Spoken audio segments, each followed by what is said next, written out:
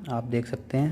Hello students, ये मेरा red card है। मैं एयरफोर्स एक्स ग्रुप से पास आउट हूँ और मुझे मेडिकली आउट किया गया था हाइपर हाइड्रोसिस के चलते।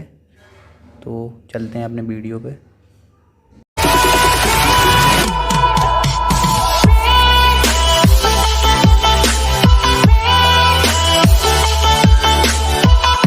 आप सभी लोगों का भदौरिया क्लास में बहुत बहुत स्वागत है। आज मैं आप लोगों के लिए एक टॉपिक लेके आया हूँ, यूनिट एंड डायमेंशंस, मात्रक एंड विमाएँ एवं विमाएँ। इनमें क्या होगा, आप लोगों को मैं क्वेश्चंस ना करवा के पहले कंसेप्ट पढ़ाऊंगा पूरा, जो कुछ भी इसमें जैसे एयरफोर्स नेवी वगैरह में कहाँ से क्वेश्चंस बनते हैं पूरा ना पढ़ा के मैं मेन टॉपिक पढ़ाऊंगा और फिर उस पर बेस्ड क्वेश्चन भी बाद में कराऊंगा। तो प्लीज़ वीडियो को एंड तक देखें, लाइक करें, सब्सक्राइब करें और शेयर करें। चलो चलते हैं क्वेश्चन पे, मतलब टॉपिक पे। टॉपिक क्या है? यूनिट एंड डायमेंशन, मात्रक एवं विमाएँ। तो मात्रक और विमाएँ कहाँ से स्टार्ट होता है? ये टॉपिक पूरा स्टार्ट होता है फिजिकल क्वांटिटी से, भौतिक राशियाँ। फिजिकल क्वांटिटीज होती क्या क्वांटिटीज हैं? फिजिकल क्वांटिटीज वो क्वांटिटीज होती हैं जिनको मेजर किया जा सके, मेजरमेंट पॉसिबल हो किसी इंस्ट्रूमेंट के थ्रू या कैसे भी करके उसका मेजरमेंट किया जा सके, वो क्या होती हैं? फिजिकल क्वांटिटीज होती हैं। तो फिजिकल क्वांटिटीज, भौतिक राशियाँ वो राशियाँ होती हैं जिनको मेजर किया जा सके। अब इन क्वांटिटी को दो पार्ट में ब्रेक करा गया है। एक होती है फंडामेंटल या बेस क्वांटिटीज और होती है ड्राइव क्वांटिटी। दूसरी क्वांटिटी मतलब पहली होती है फंडामेंटल या वो दूसरी होती है ड्राइव। इन्हें मूल या आधार राशियां बोलते हैं या व्युत्पन्न राशियां बोलते हैं। अब समझ में आता है कि ये फिजिकल क्वांटिटी ये थी। फिजिकल क्वांटिटी क्या थी? वो क्वांटिटी जिनको मेजर करा जा सकता था। इनको दो पार्ट में ब्रेक करा गया है, ड्राइव क्वांटिटी और फंडामेंटल क्वांटिटी। अब फंडामेंटल क्वांटिटी 7 तरह की 7 होती हैं और ड्राइव क्वांटिटी तो बहुत सारी होती हैं। तो फंडामेंटल क्वांटिटीज क्या होती हैं, अब इनको हम समझते हैं। तो आगे चलते हैं।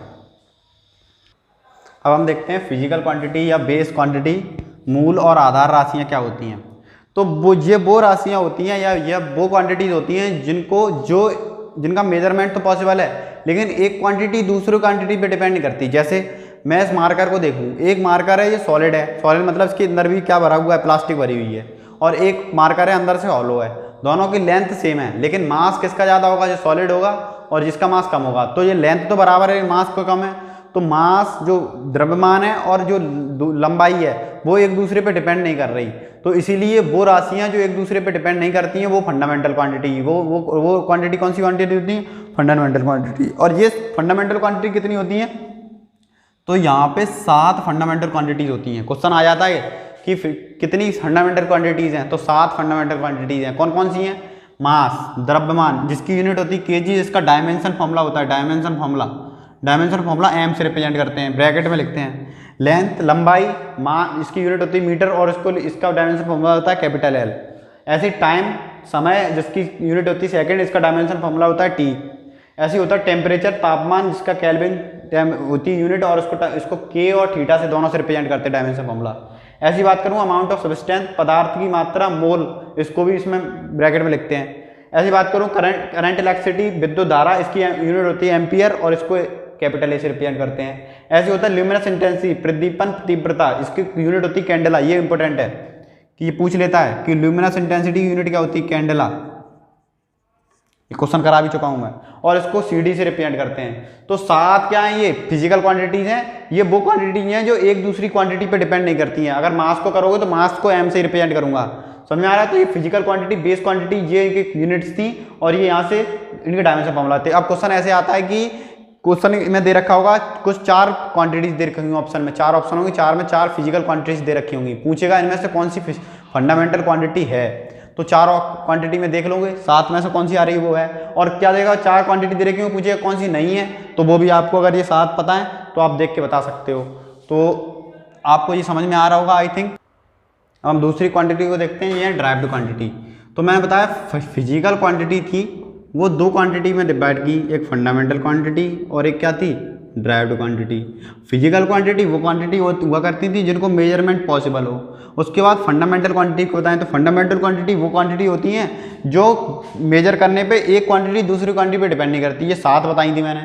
7 के बाद अब आते हैं ड्राइव्ड क्वांटिटी। अब ड्राइव्ड क्वांटिटी क्या होती है उनको समझते हैं। तो ड्राइव्ड क्वांटिटी या व्युत्पन्न राशियाँ वो राशियाँ होती हैं, वो क्वांटिटियाँ होती हैं जिनका मेजरमेंट एक, जो बोला जाए तो हेल्प करता है कौन?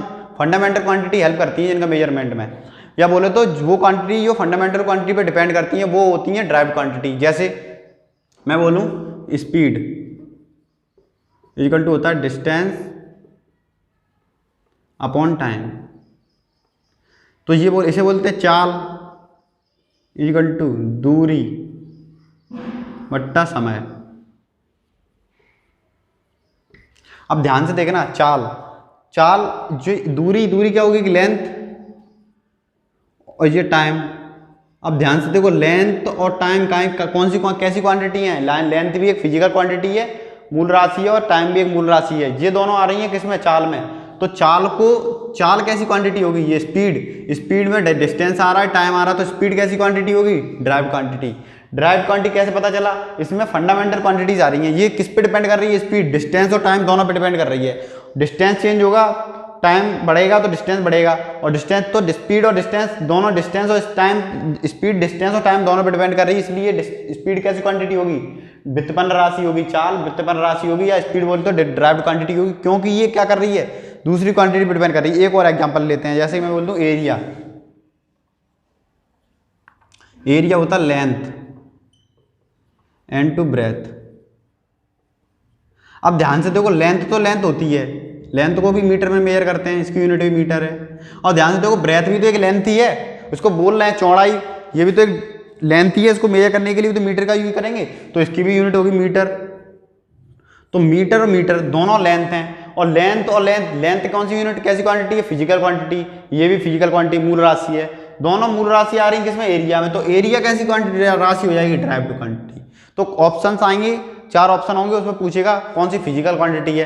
तो फिजिकल क्वांटिटी आपको पता है 7 फिजिकल क्वांटिटी कौन सी है, तो फिजिकल क्वांटिटी तो सारी हैं, लेकिन बात कराएगा कौन सी फंडामेंटल क्वांटिटी है। तो देखो, उसमें 7 फंडामेंटल क्वांटिटी होती है, उनमें से कौन सी आ रही है, देख लो, चेक कर लो।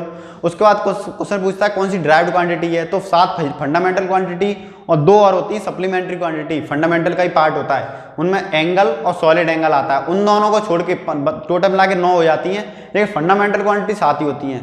तो उन 9 क्वांटिटी को छोड़ के कोई भी क्वांटिटी आपको मिलेगी, वो कैसी क्वांटिटी होगी, ड्राइव्ड क्वांटिटी होगी, बोले तो व्युत्पन्न राशि होगी।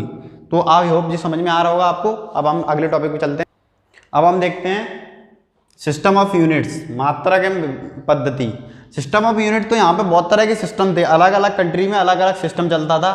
तो कौन कौन से सिस्टम कैसे कैसे आए, उनके बारे में पढ़ते हैं। तो यहाँ पे दिया है MKS सिस्टम। MKS का मतलब होता है लेंथ को मीटर में करेंगे,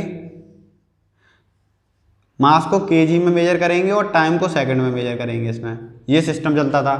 फिर ये भी सिस्टम चला है कि लेंथ को सेंटीमीटर में मेजर करेंगे, ये ग्राम में मेजर करेंगे, और ये टाइम को सेकंड में मेजर करेंगे। फिर उसके बाद ये ब्रिटिश सिस्टम था, ब्रिटिश में चलता था, ब्रिटेन वगैरह में, ब्रिटिश कंट्री थी जो, वहाँ पे क्या चलता था कि इंग्लैंड वगैरह में, यहाँ पे वो ये जो लेंथ होती थी उसको फिट में मेजर करते थे वो लोग। कोई भी चीज़ ले जाओ, कपड़ा वगैरह, तो फिट में देते थे, वो सेंटीमीटर मीटर नहीं जानते थे। जो कोई भी मास की चीज़ लेने जाओगे उसको पाउंड में देते थे, पाउंड। तभी तो बॉल जो होती है, बॉल का वजन होता है वो पाउंड में होता है, पाउंड। क्योंकि पहले इंग्लैंड में ही इंग्लैंड वगैरह के लोग ही मैच खेलते थे, तो वो पाउंड में लिया करता था, वो भी पाउंड में ही चलता है। ऐसे ही जो टाइम होता है उसको सेकंड में मेजर करते हैं। बात करें ऐसा ही सिस्टम की, तो वहाँ पे दो सिस्टम से मिलकर बना है। एक फंडामेंटल क्वांटिटीज, फंडामेंटल यूनिट्स, और कौन सी यूनिट होती है, सप्लीमेंट्री। तो फंडामेंटल कितनी है, 7 यूनिट है। कौन कौन सी हैं, जैसे मास की केजी हुई, लेंथ की मीटर हुई, ऐसी बात करो टाइम की समय टाइम की सेकंड हुई, ऐसी करंट की बात करूँ एम्पियर, टेम्परेचर की केल्विन, और कैंडेला, अमाउंट ऑफ सब्सटेंस मोल। तो इनको 7 फंडामेंटल यूनिट यहाँ पे हो जाती हैं, और 2 यूनिट यहाँ से आ जाती हैं, एंगल और सॉलिड एंगल की। तो मतलब टोटल मिला के कितने हो गए, 9 यूनिट को छोड़ के। इसके एंगल की बात करूंगा तो उसकी होती है, एंगल की यूनिट हो जाती है रेडियन, और सॉलिड एंगल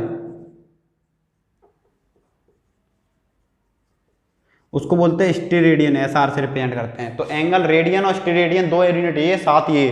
तो 9 यूनिट आती हैं, 9 फिजिकल यूनिट फंडामेंटल, 7 फंडामेंटल ये और 2 ये। तो मतलब टोटल मिला के 7 यूनिट से मिलके बनाया है ऐसा सिस्टम। तो ऐसा ही सिस्टम में क्या होता है, फंडामेंटल भी आती हैं, और कौन सी आती हैं, सप्लीमेंट्री आती हैं। तो ये ऐसा सिस्टम बनाया क्यों गया, क्योंकि क्या हुआ, ट्रेड स्टार्ट हो गया, व्यापार स्टार्ट हुआ। तो अलग अलग कंट्री में अलग अलग तरीके से चीज़ें दी जाती थी, तो लोगों को समझ में नहीं आया। तो एक कमेटी बनाई गई, कमेटी में ये डिसाइड किया गया कि एक यूनिट बनाई जाए जो हर कंट्री में चले। इसलिए ऐसा ही सिस्टम इंटरनेशनल सिस्टम बनाया गया जो यूनिट्स का, जिसमें जो मास, आप कहीं भी कंट्री में जाओगे तो वजन, कोई भी चीज़ मास खरीदोगे तो वो केजी में मिलेगा तुम्हें, और जो कपड़ा वगैरह खरीदोगे वो मीटर में मिलेगा। तो ऐसी चीज़ें बनाई गई, तो इससे क्या हुआ, जो कोई भी देश होगा, कोई भी व्यापार करेगा, उसको आसानी होने लगी। तो ये आपको सिस्टम आई होप समझ में आया होगा। तो आज के लेक्चर में मैंने आपको लोगों को फिजिकल क्वांटिटी के बारे में बताया, उनकी क्वांटिटीज़ कैसे होती हैं, यूनिट्स के बारे में बताया। तो अगले लेक्चर में आपको बताएंगे डायमेंशंस के बारे में, और उसके रिलेटेड जब हमारे ये थ्योरी का खत्म हो जाएगा पार्ट, उसके बाद हम आपको इसमें इंपॉर्टेंट क्वेश्चंस जैसे आते हैं वो कराऊंगा। तो आई होप आपको ये लेक्चर पसंद आया होगा। Thank you.